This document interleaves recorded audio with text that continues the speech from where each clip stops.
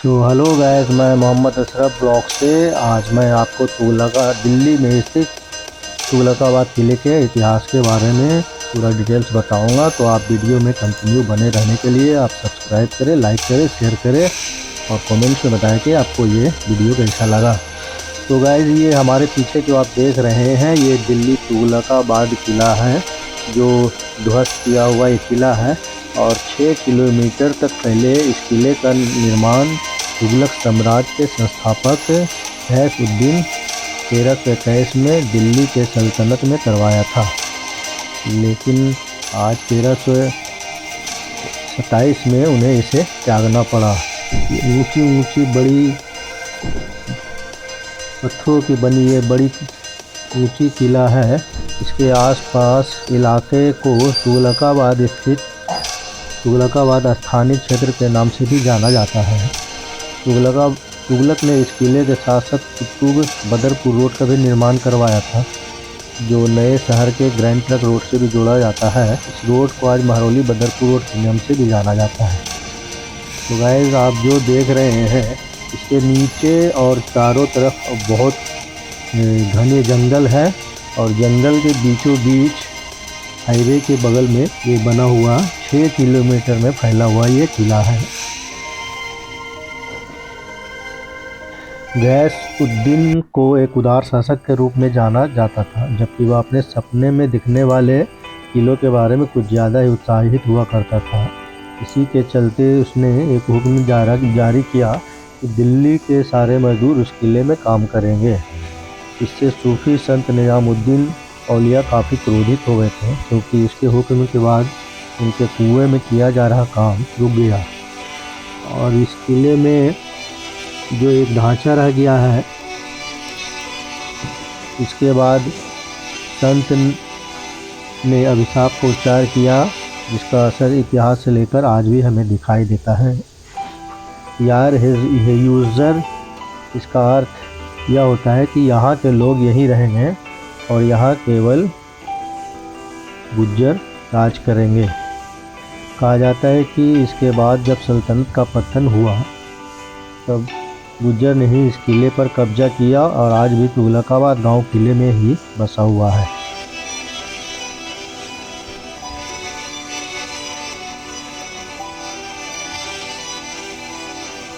उस समय का शासक बंगाल के एक अभियान में तालीम थे, जिसमें उन्हें सफलता भी मिली और फिर वे दिल्ली लौटकर वापिस आ रहे थे। जबकि उनका बेटा मोहम्मद बिन तुगलक उनके उत्तर प्रदेश में करा में मिला। कहा जाता है कि प्रिंस के आदेश के बाद ही सम्राट के सामियाने को उन पर गिराया गया, जिससे उनकी मृत्यु 1324 में हुई थी।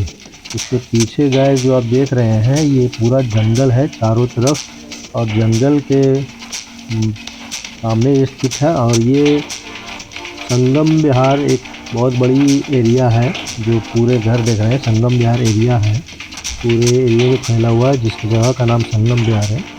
और इसी के पीछे ये घने जंगलों के बीच एक किला बना हुआ है। गयासुद्दीन तुगलक की समाधि दुर्ग की स्थित दक्षिणी चौकी के पास पक्की सड़क से जुड़ी हुई। यहाँ पक्की सड़क 600 फीट लंबी है, जो 27 मेहरबान द्वारा समर्थित है। कहा जाता है कि 20 शताब्दी में इस पक्की सड़क के कुछ भाग महरौली बदरपुर रोड में परिवर्तित कर दिया गया था।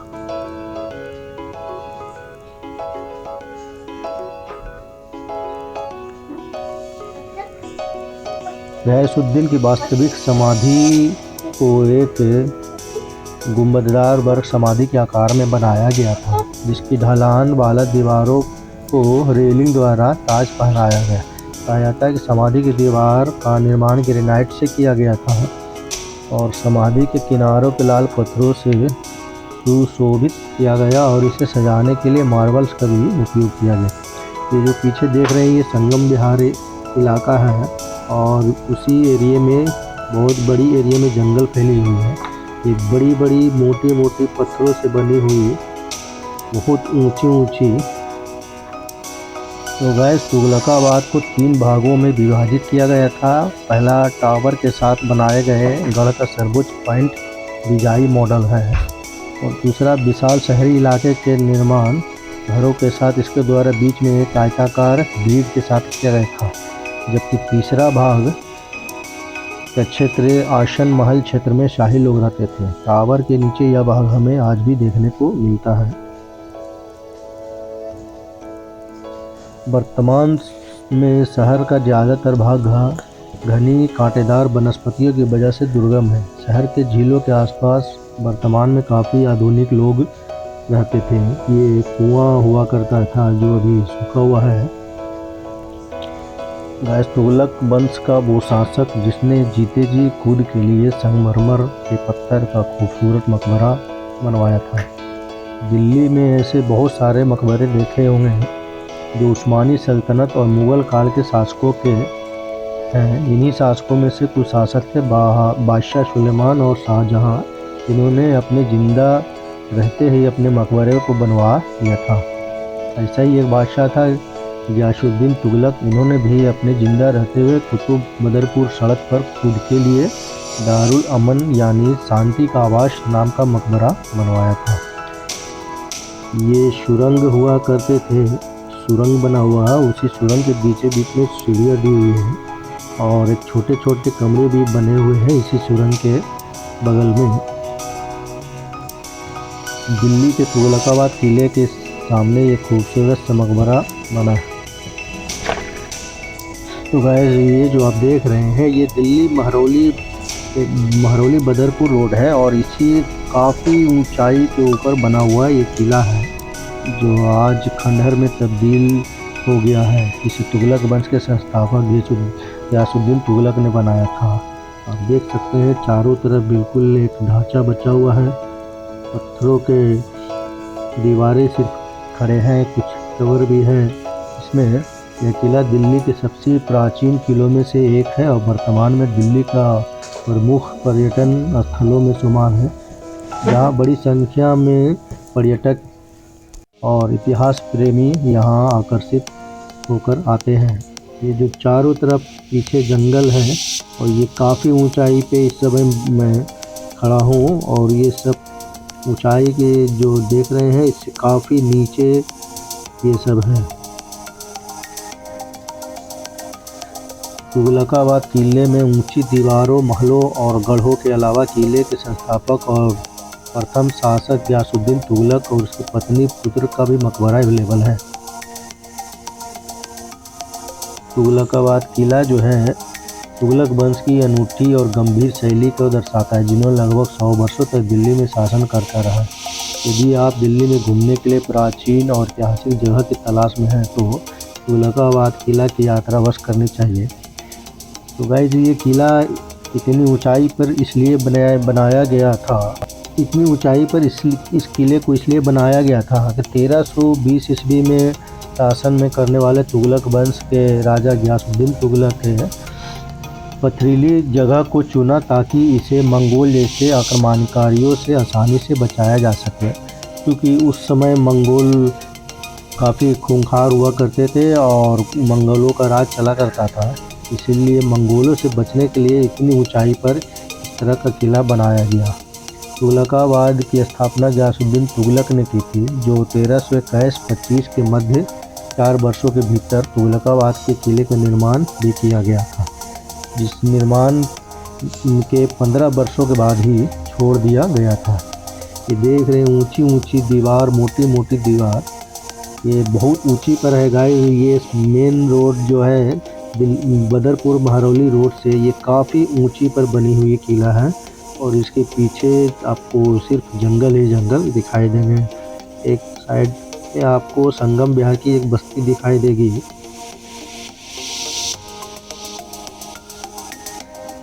तुगलकाबाद का किला 2 मंजिला है। यह पूरा किला ग्रेनाइट से बना हुआ है, जो लगभग 6 किलोमीटर की परिधि पर स्थित है।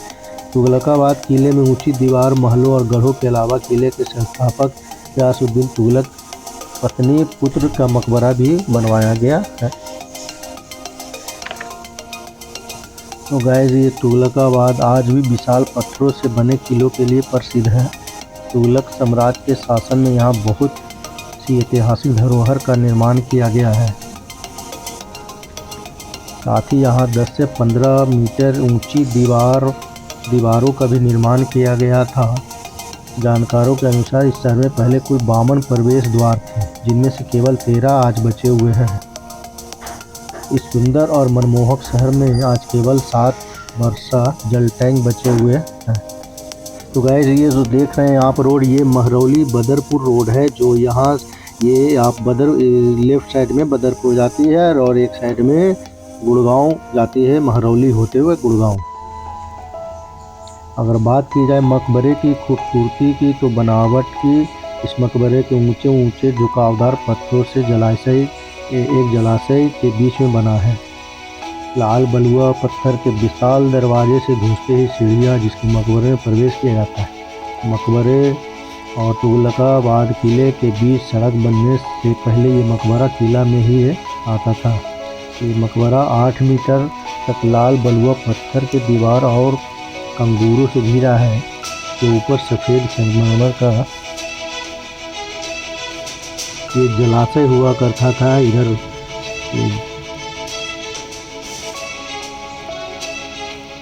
तो गाइस हम लोग अभी जा रहे हैं मकबरे की तरफ, गियासुद्दीन के मकबरे की तरफ।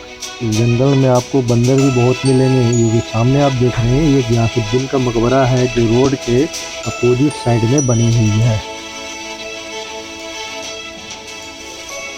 मकबरे की खूबसूरती और बनावट की में ऊंचे ऊंचे झुकावदार पत्थरों से जलाशय के बीच में बना है। लाल बलुआ पत्थर के विशाल दरवाजे से ये जो देख रहे हैं घुसते ही सीढ़ियाँ हैं जिसके मकबरे में प्रवेश किया जाता है।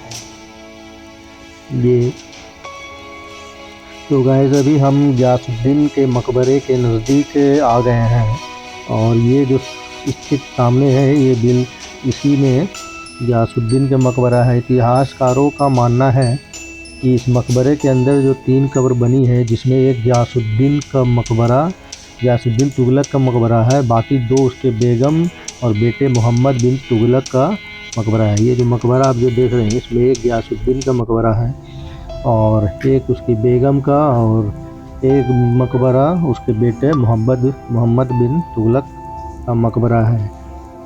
ये 3 मकबरा उस तीनों का है और जिसके पत्थर पर कुछ लिखा है उसके अनुसार वो मकबरा दिल्ली के सल्तनत के मशहूर जनरल जफ़र खां का है। इसके गाइस ये देख रहे हैं ये गियासुद्दीन तुगलक का मकबरा। गियासुद्दीन तुगलक दिल्ली सल्तनत में तुगलक वंश का संस्थापक था। इसे गाजी मलिक या तुगलक गाजी के नाम से भी जाना जाता है। वो 1320 में दिल्ली के सिंहासन पर बैठा। उसने 29 बार मंगोलों को आक्रमण को विफल किया था। हालांकि उसका पिता करौना तुर्क गुलाम था। भारत में नहरों का निर्माण करवाने वाला पहला सुल्तान भी था। उसने ही तुगलकाबाद के किले का निर्माण शुरू किया था। उसके शासनकाल में पहली बार दक्षिण के राज्यों को दिल्ली सल्तनत में मिलाया गया था। ये गियासुद्दीन तुगलक का मकबरा ये गलियारे हुआ करता था।